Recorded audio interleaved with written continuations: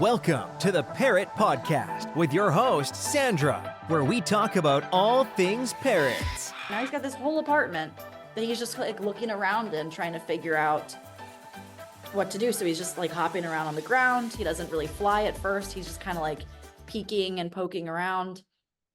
And I had put some newspapers on the top of the cage, just kind of like, I don't even know how to describe it. They were just like laying on the top, but sort of almost in a tent shape by accident. Yeah. Remember later that night, I was just sitting on the couch, talking to a friend, and I look up and I'm like, where's Chester? And I looked at the cage and I was like, oh my God, he's hiding under the newspaper. And I thought, oh my gosh, he's scared or something. What's going on? Why is Chester under these newspapers? And after about a week of every single night finding him under newspapers, I posted something in the Facebook group being like, can anybody explain this behavior? What's going on? And I get this flood of responses of all of these toucan owners, especially other Aracari owners who have tiny little huts and tiny little, small cavity spaces to house their birds in at night because they love sleeping in small cavities, like a dead tree cavity or something in the wild. Their natural instinct is to like cozy up in a small cavity. And so I immediately ordered something on Amazon and it was like, okay, well, I'm definitely going to get him his own little nest. He hopped in right away, loved it.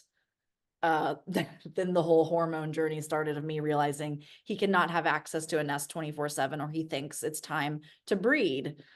So what are toucan hormones like? Are they as like intense as parrot hormones? Chester is so possessive of me. He very quickly decided we are partners. Like I am his life. I am his other half. He is scared of other birds. I think again, because he was in this bird store for a year, I think it just really like it doesn't seem like he was allowed out ever. But parrots were allowed out, and these cockatoos and macaws would I witnessed it, they would fly and smack into his cage and Chester would bounce around on the inside like in a panic. Oh my God. So I think he's scared of birds and doesn't understand he's a bird. So I am his partner. He does not understand we are different creatures. Yeah. And so yeah, hormones. I mean, he's attacked a couple of people who've come over before, like gone for their eye. I've rejected him before and he's gone and tried to bite my eye. It's very, and he knows what to go for. He knows. Oh, it's always I will take your sight. You will not see if you do not see me. There was this one really terrible time where I had 3 of my coworkers and like best friends over to work from home together one day. And Chester was out loose. He seemed fine, but he had been like screaming a little bit and doing some alert calls, but I thought he was just being dramatic. I didn't really think he was going to go after anybody. He's seen these people a million times. He knows my coworkers. But my female coworker was sitting on the couch over there, just on her computer. We're all in silence working on our computers.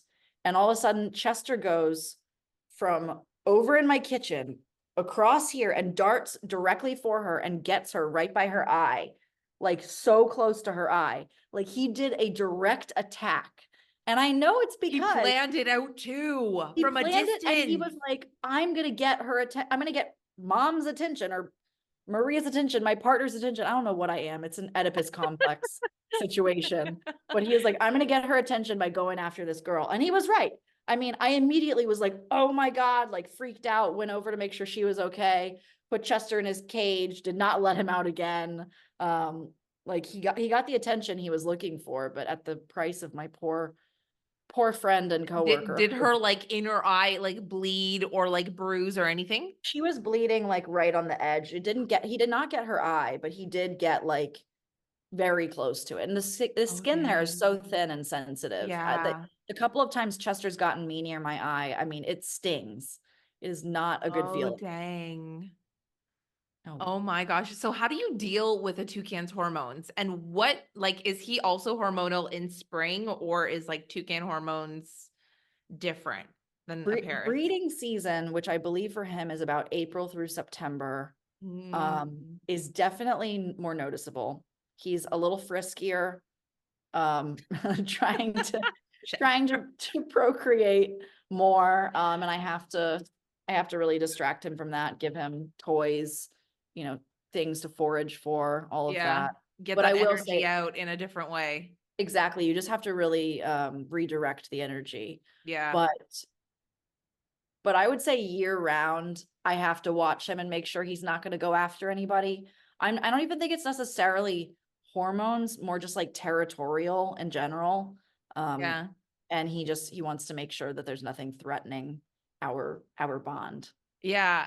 I actually wanted to ask you also about this sleep. So I know that they like to sleep in these cavities, and in the wild, they sleep in these cavities in these dead trees, but it triggers his hormones. So he can't have these nests all the time. So when he doesn't have the nests and you remove them, where does he sleep at night? Does he sleep in his cage?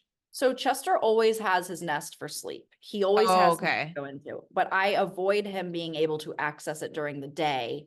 Because he'll go like look up, and he always does the same thing with his head. He like goes back and forth with his beak in his head like this, looking in and making these tiny little honks, and then hops in like, all right, it's time. Like, let's go. And I, first of all, again, he doesn't understand I cannot fit. And that is not what's happening. So he just really can't be reminded of his like sleeping nest. So it really truly is just sleep for him. And he knows that. He knows to go in at night. He like, that is his space. He goes to sleep in, and he's in there all night till he wakes up in the morning. And that's in my bedroom. He sleeps on my dresser. That whole dresser is like his space. And we can see each other at night. Like he could peek out and Are you ever worried that like at night he's gonna like come out and start like exploring or like chewing things he's not supposed to, or like dive bomb your eye? No, what I have learned about Chester is when he is out, he is out. Like, if he goes to bed, he's not waking up. You're not going to get him up. He is going to like huddle in, stick his little butt feathers up so they're like straight up in the air, and like you could do anything to him and he's just going to pretend like he doesn't even realize you're there. Like, it's so crazy because he takes his sleep seriously. He's in the sink right now. What are you doing? Get out of there. Oh my God. He is all over the place. He's full of energy. Toucans are energy birds. They are very energetic, and they have very short attention spans. So like training with him is, I mean, I can maybe get his attention for like 30 seconds. Yeah, I saw that actually on your blog. I was reading the one, the differences between parrots and toucans, and we'll get into more of those, but I'll let you finish. Yeah, sorry. Just like Chester, I'm going in way too many directions with what we're talking about. You guys have been hanging out too much. No, when he's like going to sleep, he's out. He's conked. So I'm sorry. I don't know what he's doing.